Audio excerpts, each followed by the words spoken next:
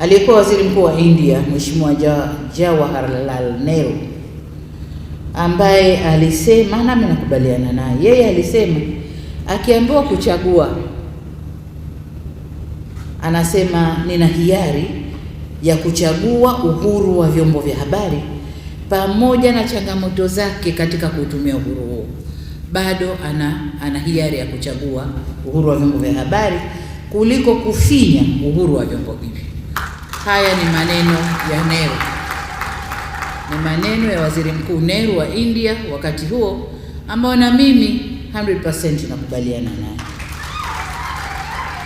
Hii ni kwa sababu vyombo vya habari vikiwa huru vinagusa kila pembe ya maisha yetu. Vinafanya kazi muhimu ya kutoa taarifa zinazoelimisha, kuamsha na kuandaa umma kwenye mambo fulani. Vyombo vya habari si mshindani wa serikali, bali ni mdau na mshiriki muhimu wa shughuli za serikali. Mama yuko kazini.